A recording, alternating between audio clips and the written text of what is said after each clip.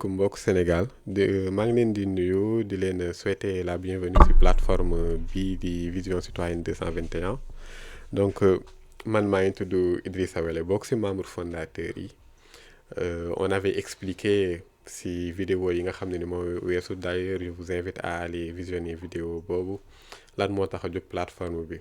dans le cadre de cette démarche tey ma ñëw ak yéen ci genre concept yu mel nii le but c'est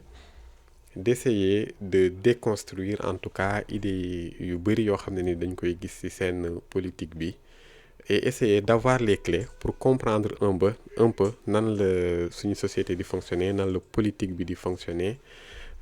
mais toujours dans l'intérêt si en tout cas li ñu jàpp ne ni mooy njëriñu Sénégal donc loolu moo ñu loolu moo ma tax a jug tey ci vidéo bi nii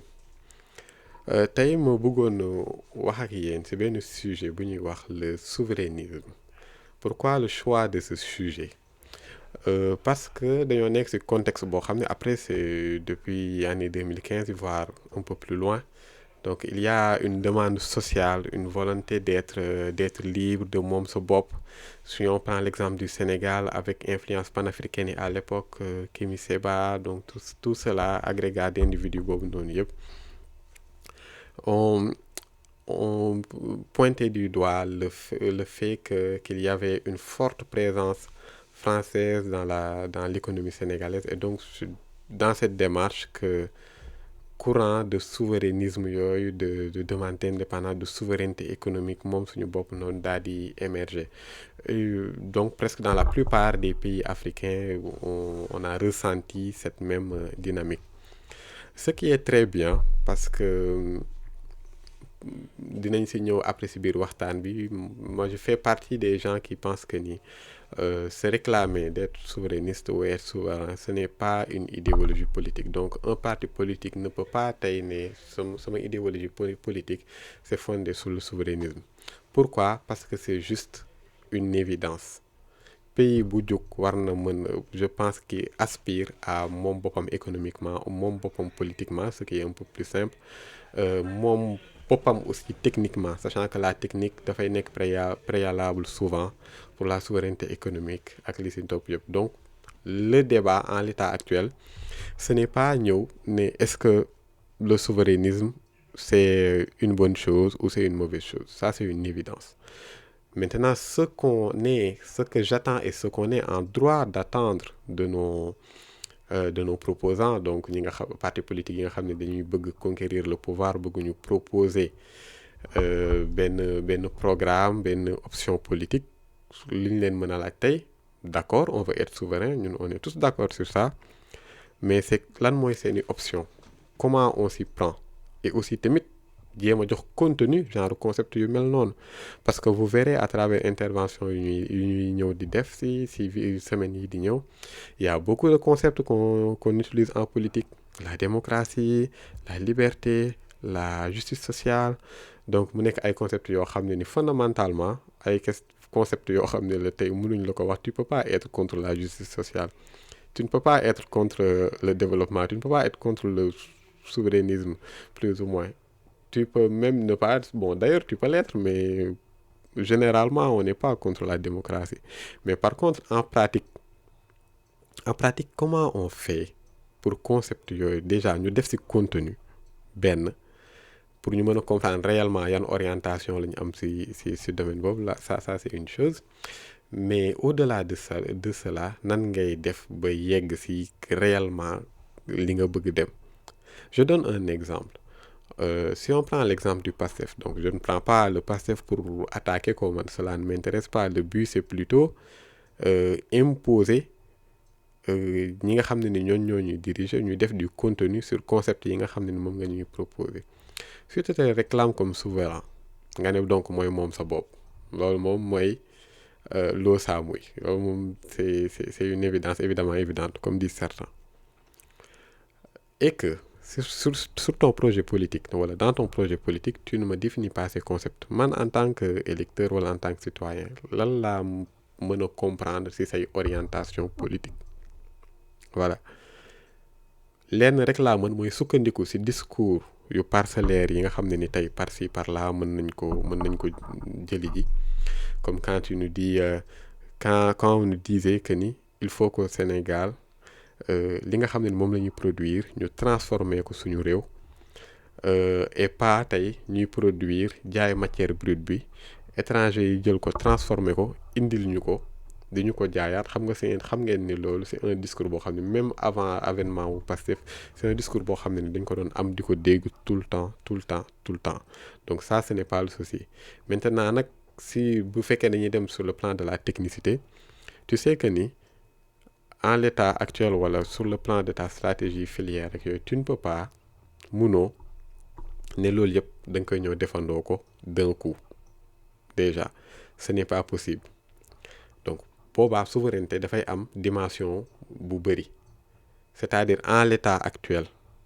qu'est-ce que tu te permets comme dépendance xam nga ni tey mënuma ñëw rek ne dem indépendant naa si lépp parce que régime souverainiste là régime de rupture là qu'est-ce que tu te permets comme dépendance si lan ngay dépendre ak si lan nga xam ne doo nanguwoo si dépendance ak ban délai aussi boo paree si loolu tamit nga expliquer ñu yow en tant que gouvernant en tant que régime de rupture buy woote souverainisme et tout combien de temps tu te donnes ak lan mooy véritablement la stratégie bi nga xam ne moom nga adopté pour dem vers souverainisme boobu léegi à partir de ce moment di ngeen mën a comprendre un peu fan laa jëm ci sama réflexion parce que la stratégie importe plus que position de principe bi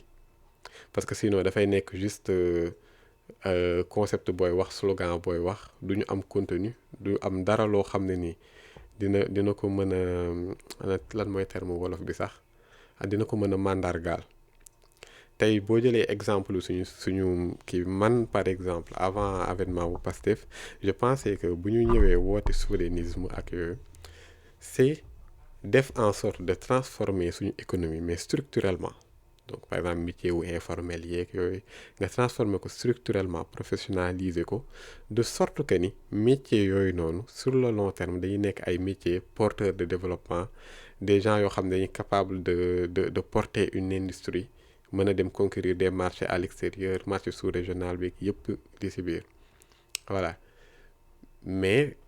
j'étais surpris quand je vois par exemple suñu ministre de l'industrie di continuer la même stratégie bi nga xam ne ni moom la ñu fi nekkoon adapté woon mooy tey def ay collaboration faire venir des entreprises étrangères ñu ñëw après on va te parler de transfert de technologie on va te parler de transfert de compétences donc on va te parler de tous ces concepts là pour un régime qui se dit souverainiste pour man loolu c'est très bas et c'est faire preuve de manque d'ambition. Maintenant nag la question à se poser c'est est-ce que c'est une stratégie d'industrialisation qu'ils adoptent parce que mooy seen vision mooy seen gis-gis dans ce cas c'est très loin de lu ñu mën a xaar si un état boo xam ne ni am na une ambition d'être souverain sur ces aspects wala est-ce que tey contrainte économique yi moo tax ñu adopter cette stratégie boobu histoire de dire que ni teg nañ fi ay industrie def nañ lii créer nañ tant d'emplois donc loolu moom c'est juste de la politique politicienne wala troisième question bi mooy est-ce que les réflexions n'ont pas été suffisamment menées en amont pour bu ñu ñëwee tey ñu mën a am une vision très très claire si fi nga xam ne ni mooy si démarche wala bi nga xam ne moom la ñu war a utiliser pour dem vers cette souveraineté donc xam naa ni nag tey si fii laay yem ak yéen au risque de faire des vidéos très très longues fii laay yem ak yéen di leen demander aussi ngeen partager seen avis comme on a l'habitude de le dire ñun on n'a pas le monopole de la science donc on n'a pas la science infuse ay groupe de jeunes lañ toog am envie de partager suñu opinion donc si suñu gis-gis si doxalinu réew mi si des jeunes yoo xam ne tamit intéressés par la politique en tant que telle mais aussi par l'intérêt supérieur de la nation donc muy l'intérêt du Sénégal et on trouve que aussi qu'il manque de jeunes yoo xam ne ni dañuy inscrire dans cette démarche parce que souvent au Sénégal da ngay gis ci TikTok yi da ngay gis ñu ci bëri ay suñuy morom plutôt vouloir nekk ci foo nekk ci ay mbir nekk ci comédie c'est ce qui est bien, hein. Donc on a besoin de tout ça dans une nation, mais il faudrait aussi ñuy fexe créer genre cadre yi di mën de temps en temps di échanger, et donc di leen inviter ngeen di partager seen réflexion ci genre concept yu mel nii. Donc di leen remercier, di leen jox dig daje beneen jour ci continuité wu vidéo yu mel nii gën a leeral concept yi incha allah. Merci beaucoup, jërëjëf, à la prochaine.